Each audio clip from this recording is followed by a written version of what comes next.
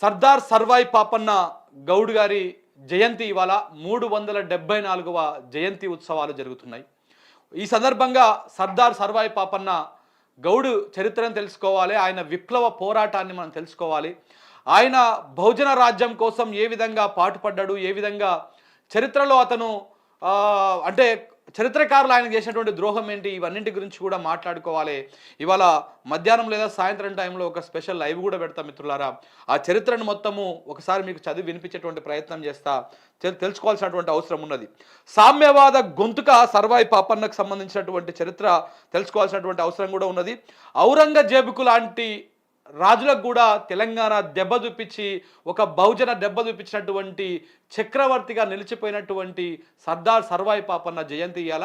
ఈ సందర్భంగా ఆయన మనం గుర్తు చేసుకోవాల్సిన అవసరం ఉంది. ఒక 2 నిమిషాల పాటు ఆయనకు సంబంధించినటువంటి చరిత్రను కూడా మనము తెలుసుకోవాల్సినటువంటి అవసరం ఉన్నది. పాపన్న తిరుగుబాటు తత్వానికి మూలాలు ఎక్కడ పడ్డాయి, అసలు పాపన్న తిరుగుబాటు ఎక్కడ స్టార్ట్ అయింది, ఏ రకమైనటువంటి పరిస్థితుల్లో ఆయన తిరుగుబాటు చేయాల్సి వచ్చింది, రాజ్యాధికారాన్ని ఏ విధంగా పొందిండు, ఎట్లా రాజ్యాన్ని ఏలిండు అనేది కూడా తెలుసుకోవాల్సినటువంటి అవసరం ఉన్నది. నిజంగా సర్వాయి పాపన్న వారసత్వాన్ని పుణికిపుచ్చుకున్నటువంటి మనము బహుజన బిడ్డలముగా, గౌడ బిడ్డలుగా మనము ఆయన ఆలోచనని, ఆయన వారసత్వాన్ని ముందుకు తీసుకుపోవాల్సినటువంటి అవసరం మన మీద ఉంది.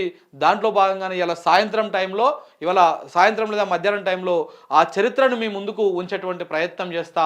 ఆ చరిత్రకు సంబంధించినటువంటి పాపన్న గౌడ్ గారి చరిత్ర ఏంది, ఆయన పోరాటం ఏంది, ఆయన బాల్యం ఏంది, ఎట్లా ఏ విధంగా ఆయన చరిత్రలో ఉన్నాడు ఏంటి అనేది కూడా మీకు చెప్పేటువంటి ప్రయత్నం చేస్తా. ముందుగా మార్నింగ్ న్యూస్లోకి వెళ్ళే ముందు ఒక 2 విషయాలను దీని గురించి ఒకసారి పాపన్న గౌడ్ గురించి మాట్లాడుకుందాం. క్రీస్తు శకం 1650 ప్రాంతంలో అణచివేతకు గురవుతున్నటువంటి గౌడ కులంలో పుట్టిన పాపన్న బాల్యంలో పశువులు కాస్తూ జీవించేవాడు. ఎప్పుడైనా 1660 ప్రాంతంలో 1650 ప్రాంతంలో మన సర్దార్ సర్వాయి పాపన్న జన్మించడం జరిగింది.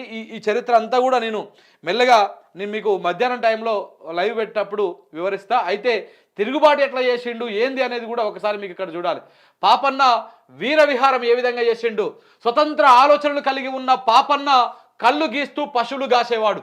అప్పటికి తాను గడుపుతున్న జీవితంపై అసంతృప్తిలో ఎన్నో ఆలోచనలు చేయసాగాడు.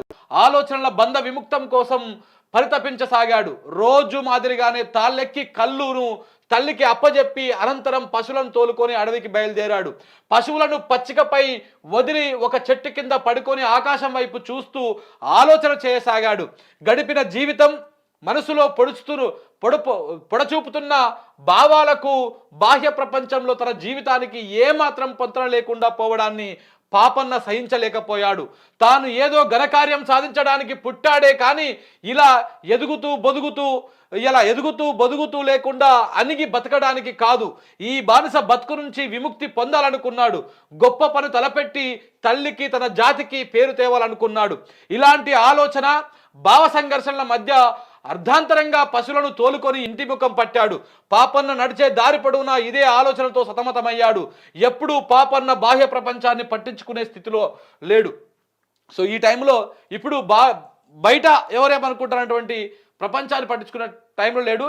ఈ విధంగా ఆయన రాజ్యకాంక్షతోటి దాదాపు కొన్ని ప్రాంతాలు ఉన్నాయి, అవి కూడా మీకు చూపిస్తా. ఇంకా మొత్తం క్లియర్గా మీకు ఇలా ఈ చరిత్ర అంతా నా శక్తి మేర తోచి చెప్పేటువంటి ప్రయత్నం చేద్దాం.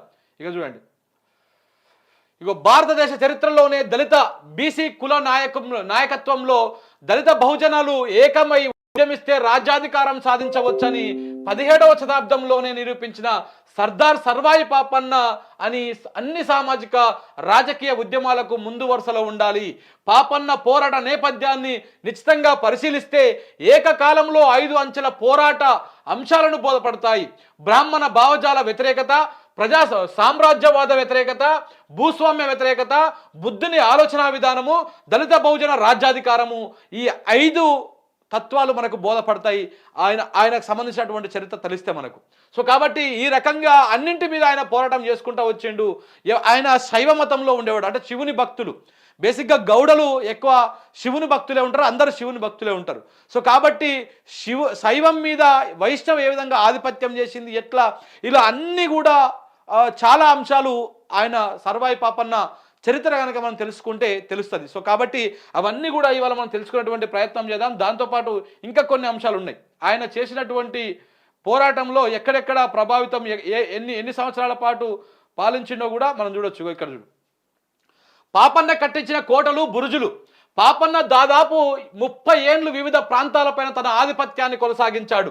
నల్లగొండ పరిగణలోని భువనగిరి, వరంగల్ ప్రాంతంలోని తాటికొండ, కొలనుపాక ప్రాంతంలోని కొలనుపాక, చేర్యాల, కరీంనగరు, వేములవాడ, హుజూరాబాదు, హుస్నాబాదు ప్రాంతాలను తన ఆధిపత్యంలోకి తెచ్చుకున్నాడు. నిత్యం స్థానిక సుబేదారు, జమీందారు, భూస్వాములైన దొరలతో పోరాటం వలన నిలకడగా పాలించే అవకాశం పాపన్నకు లేకుండా పోయింది. పాపన్నకు స్థానికంగా పెత్తనం చెలాయించే వారిపైనే కాక మొఘలుల సైన్యంతో పోరాడవలసి వచ్చింది. ఇంతటి ఒత్తిడిలో కూడా నేటి వరంగల్లు, కరీంనగరు, నల్లగొండ జిల్లాల ప్రాంతాలన్నీ కలిసి దాదాపు 20 ఏండ్ల పాటు పాలించాడని చరిత్రకారులే ఒప్పుకుంటారు. తన సైన్య రక్షణకు, రాజ్య విస్తరణకు కోసం సర్వాయిపేట, తాటికొండ, షాపురంలో బలమైనటువంటి కోటలు కట్టించాడు. షాపురం కోటనే తన ప్రధాన స్థావరంగా చేసుకున్నాడు. ఇవి కాక జనం జ్ఞాపకాల్లో నిక్షిప్తమైన సర్వాయిపేట, వేములకొండ, కరీంనగర్ ప్రాంతాల్లో పాపన్న కట్టించిన కోటల ఆనవాళ్ళున్నాయి. ఇంకా షాపురం దగ్గర మీదికొండ గుట్టపైన, గణపురం చెరువు కట్టపైన, హుజురాబాద్ ప్రాంతంలో మాందాపురం, జఫర్గఢ్, వెల్టి, బైరాన్పల్లి వంటి ప్రాంతాల్లో కోటలు, బురుజులు శిథిలాలున్నాయి. అనునిత్యం యుద్ధాలలో మునిగి ఉన్న పాపన్న స్థిమితపడ్డ ప్రతిసారి ఎక్కడో ఒక దగ్గర నిర్మాణాలు చేపట్టిన దాఖలాలున్నాయి. దేవాలయాలు కట్టించిన ఆనవాళ్ళు లేవు కాబట్టి ఇవాళ కట్టించి ఉంటే, ఆయన ఆ రోజు దేవాలయాలు కట్టించి ఉంటే ఇవాళ పాపన్న చరిత్రలో ప్రథమ వరుసలో ఉండేటువంటి వాడు. సో కాబట్టి దేవాలయాలు కట్టించలే. ఆయన ఎంతసేపు ఉన్న ఈ బురుజులు, ఈ కోటలు ఇట్లాంటివి కట్టిండు. తన సైన్యాన్ని కాపాడుకోవడం కోసం ప్రయత్నాలు చేసిండు. సో కాబట్టి ఒకసారి ఇప్పుడు బహుజన అనేటువంటి రాజ్యాధికారం కోసం కొట్లాడుతున్నటువంటి వాళ్ళు ఎవరైనా సరే పాపన్న చరిత్ర చూస్తే చాలా ఏమంటారు, ఒక స్ఫూర్తి వస్తుంది, ఒక పోరాట పటిమ వస్తుంది. కాబట్టి ఇవన్నింటికి సంబంధించి మనం ఇలా మాట్లాడుకుందాం. పాపన్న చరిత్రను ఒకసారి మనం నెమరేసుకోవాల్సినటువంటి అవసరం ఉంది. ఒక గౌడ బిడ్డగా మనము ఆ చరిత్రను తెలుసుకోవాల్సినటువంటి అవసరం ఉంది, సమాజానికి తెలియజేయాల్సినటువంటి అవసరం ఉంది. సో కాబట్టి నా తోచిన మేర ఇవాళ సాయంత్రం మీకు దానికి సంబంధించినటువంటి వ్యవహారాన్ని కూడా మొత్తం దాన్ని కూడా మీకు చూపించేటువంటి ప్రయత్నం చేస్తాం మిత్రులారా.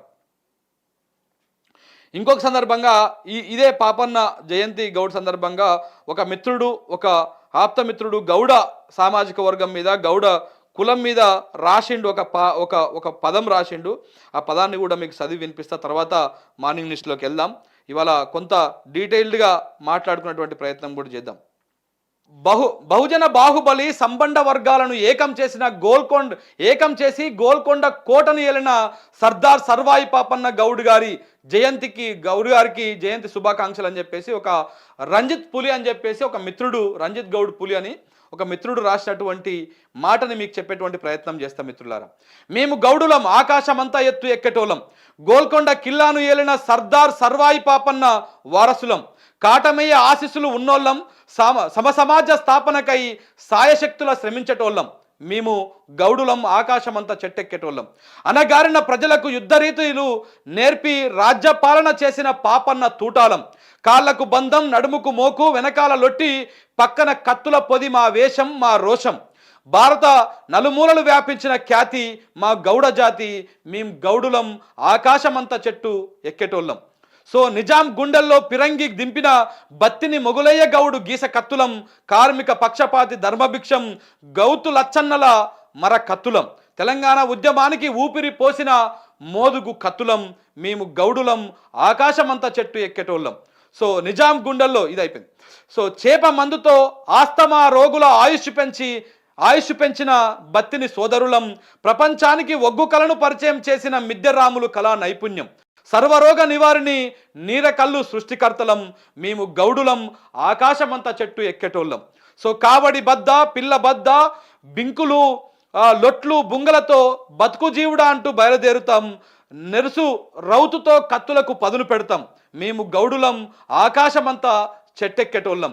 చరిత్రను పదిల పరిచిన తాళపత్ర గ్రంథం, తాటి ఆకులతో పనివేసుకున్న బంధం.